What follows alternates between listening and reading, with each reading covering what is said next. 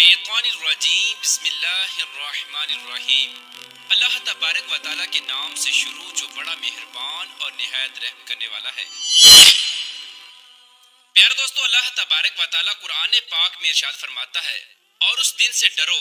جب کوئی کسی کے کچھ کام نہ آئے گا، اور نہ ہی کسی کی سفارش منظور کی جائے گی، اور نہ ہی کسی سے کسی طرح کا بدلہ قبول کیا جائے گا، اور نہ ہی لوگ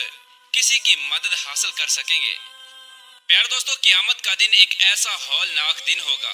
کہ جس دن حمل والی عورتوں کے حمل ضائع ہو جائیں گے، اور اس دن نفسا نفسی کا یہ عالم ہوگا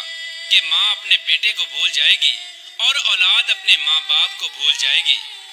اور اس دن کوئی کسی کے کچھ کام نہ آئے گا۔ ہر ایک کو اپنے حساب و کتاب کی پڑی ہوگی، اور ہر ایک انسان اپنے اعمال کے مطابق اپنے انجام کو پہنچا دیا جائے گا۔ پیار دوستو، اس بات پر ہر ایک مسلمان کا ایمان ہے کہ اس نے مرنے کے بعد قیامت کے دن اٹھنا ہے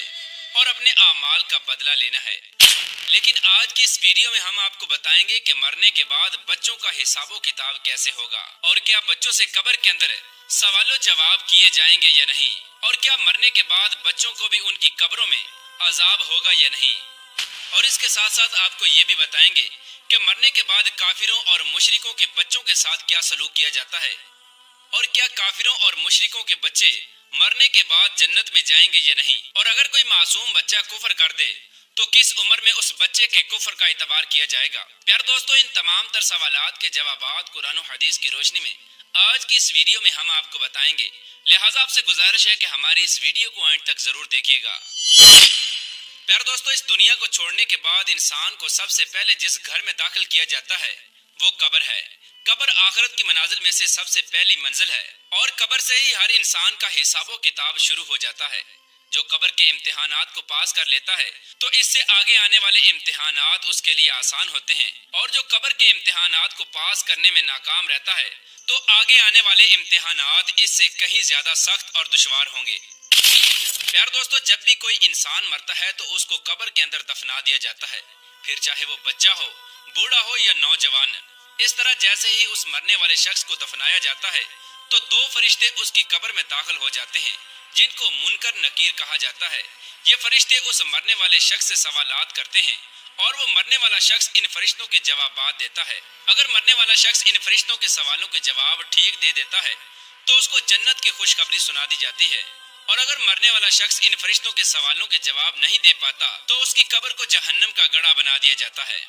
جیسا کہ حضور پاک صلی اللہ تعالی علیہ وآلہ وسلم نے ارشاد فرمایا کہ قبر یا تو جنت کے باغوں میں سے ایک باغ ہے یا جہنم کے گڑھوں میں سے ایک گڑھا، اور قبر آخرت کی منازل میں سے سب سے پہلی منزل ہے۔ جس نے اس کو آسانی سے پار کر لیا تو آگے کا معاملہ اس سے آسان ہے، اور جو اس منزل کو پار نہ کر سکا تو آگے کا معاملہ اس سے کہیں زیادہ دشوار ہے۔ پیار دوستو، اب بات کرتے ہیں کہ اگر کوئی نابالغ بچہ بالغ ہونے سے پہلے مر جائے تو کیا اس سے بھی قبر میں حساب و کتاب لیا جاتا ہے اور اس سے بھی سوال و جواب کیے جاتے ہیں؟ تو اس کے متعلق مختلف روایات ملتی ہیں۔ بعض روایات کے مطابق چھوٹے بچوں سے قبر کے اندر سوال و جواب کیے جائیں گے، کیونکہ اللہ تبارک و تعالیٰ قبر کے اندر ان مرنے والے بچوں کی عقلوں کو مکمل کر دے گا، اور پھر یہ مرنے والے بچے اپنی کامل عقل کے مطابق فرشتوں کے ان سوالوں کے جوابات دیں گے۔ اور دوسری روایت کے مطابق بچوں سے قبر میں کوئی حساب و کتاب نہیں لیا جائے گا، کیونکہ بچے معصوم ہوتے ہیں اور وہ غیر مکلف ہوتے ہیں، لہٰذا اسی وجہ سے بچوں سے قبر میں کوئی سوال و جواب نہیں کیا جائے گا۔ پیار دوستو، اب بات کرتے ہیں ان بچوں کی جو کافروں کے گھر میں پیدا ہوئے یا مشرکوں کے گھر میں پیدا ہوئے اور بالغ ہونے سے پہلے مر گئے، تو کیا ایسے بچے مشرک اور کافر کہلائیں گے، اور قبر کے اندر ان کے ساتھ کیا سلوک کیا جائے گا؟ تو اس کے متعلق حضرت عبداللہ ابن عباس رضی اللہ تعالی عنہ سے روایت ہے کہ جب رسول اللہ صلی اللہ تعالی علیہ وآلہ وسلم سے مشرکین اور کافروں کے بچوں کے بارے میں سوال کیا گیا تو حضور پاک صلی اللہ تعالی علیہ وآلہ وسلم نے ارشاد فرمایا کہ اللہ تبارک و تعالی نے جب ان بچوں کو پیدا کیا تو اللہ تبارک و تعالی خوب جانتا تھا کہ ان بچوں نے بڑے ہو کر کیا کرنا ہے۔ اسی طرح ایک حدیث میں آتا ہے کہ آپ صلی اللہ تعالی علیہ وآلہ وسلم نے ایک خواب دیکھا کہ آپ صلی اللہ تعالی علیہ وآلہ وسلم ایک باغ میں ہیں، اور ایک لمبے قد کا آدمی اس باغ میں چل رہا ہے، اور اس کے آس پاس بہت سارے بچے کھیل رہے ہیں، اور اس آدمی کا قد اتنا لمبا ہے کہ حضور پاک صلی اللہ تعالی علیہ وآلہ وسلم اس آدمی کو دیکھنے کے لیے अपनी गर्दन को ऊपर बुलंद करते हैं, गोया कि वो शख्स आसमानों से बातें कर रहा हो। तो हजूर पाक सल्लल्लाहु ताला अलैहि वसल्लम ने हजरत जिब्राइल अलैहिस्सलाम से इस शख्स के बारे में पूछा और इन बच्चों के बारे में दरियाफ्त फरमाया। तो हजरत जिब्राइल अलैहिस्सलाम ने अर्ज की कि या रसूलुल्लाह सल्लल्लाहु ताला अलैहि वसल्लम, आपने जिस शख्स को देखा है वो हजरत इब्राहीम अलैहिस्सलाम हैं, और उनके इर्द गिर्द जो बच्चे खेल रहे थे वो बच्चे हैं जो फितरत सलीम पर पैदा हुए और बालिग होने से पहले पहले फितरत सलीम पर ही मर गए। यानी वो बच्चे इस्लाम पर ही पैदा हुए और बालिग होने से पहले पहले इस्लाम पर ही मर गए। तो ऐसे बच्चों के साथ आखिरत के अंदर वही सलूक किया जाएगा जो एक मुसलमान के घर में पैदा होने वाले बच्चे के साथ किया जाता है,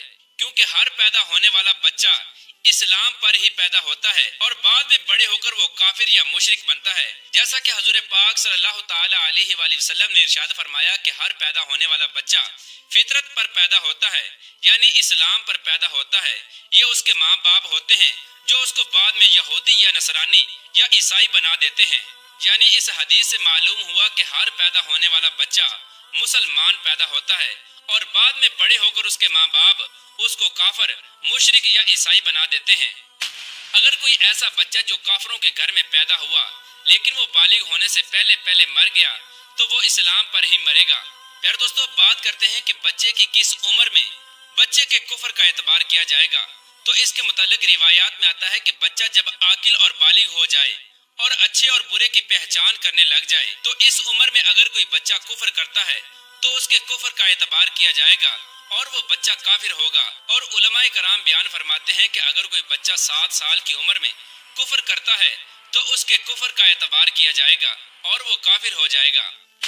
प्यार दोस्तों, बात करते हैं कि काफिरों और मुशरिकों के बच्चे जन्नत में जाएंगे या नहीं, और अगर ये जन्नत में जाएंगे तो जन्नत के कौन से मकाम में इनको रखा जाएगा। प्यार दोस्तों, इसके मुतालिक मुख्तलिफ रिवायात मिलती हैं। बाद रिवायात के मुताबिक जैसे मुसलमानों के बच्चे जन्नत में जाएंगे इसी तरह वो बच्चे भी जन्नत में जाएंगे जो पैदा तो काफिरों के घरों में हुए लेकिन बालिग होने से पहले पहले वो फौत हो गए। तो अल्लाह तबारक व तआला इन मासूम बच्चों को भी जन्नत में दाखिल फरमाएगा, क्योंकि अल्लाह तबारक व तआला इरशाद फरमाता है कि वो किसी को जन्नत या जहन्नम में दाखिल नहीं फरमाएगा जब तक कि उसको आमाल का मुकल्लिफ ना बना दे, और बच्चे आमाल के मुकल्लफ नहीं होते। लिहाजा इसी वजह से अल्लाह तबारक व तआला मासूम बच्चों को बगैर हिसाबो किताब के जन्नत में दाखिल फरमाएगा। और बाद रिवायात के मुताबिक काफिरों और मुशरिकों के मासूम बच्चे जन्नत में तो दाखिल होंगे लेकिन ये जन्नत में जन्नती मुसलमान बच्चों के मातहत होंगे और उनके खादमीन की ड्यूटी सर अंजाम देंगे,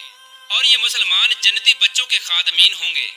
और बाज़ उलमाए कराम इस मसले पर खामोशी इख्तियार करते हैं। उनका ये कहना है कि अल्लाह तबारक व तआला बेहतर जानता है कि अल्लाह तबारक व तआला काफिरों के बच्चों के साथ क्या सलूक फरमाएगा। वल्लाहु तआला आलम। प्यार दोस्तों, इन तमाम तर रिवायात में से सबसे सही रिवायत ये है कि जो भी बच्चा बालिग होने से पहले पहले फौत हो जाता है तो अल्लाह तबारक व तआला उनको बगैर हिसाबो किताब के जन्नत में जगह अता फरमाता है। और बालिग होने से पहले पहले मरने वाले तमाम बच्चे हजरत इब्राहीम अलैहिस्सलाम की कफालत में होते हैं और उनको हजरत इब्राहीम अलैहिस्सलाम के पास रखा जाता है, फिर चाहे वो मुसलमानों के बच्चे हों या काफिरों के बच्चे। अल्लाह तबारक व तआला से दुआ है कि अल्लाह तबारक व तआला हमें नेक आमाल करने की तौफीक अता फरमाए और उन तमाम तर बुराइयों से हमें बचाए जिन बुराइयों की वजह से पहली कौमें हलाक हुई और अल्लाह तबारक व तआला के दर्दनाक अज़ाबात की मुस्तहिक करार पाईं।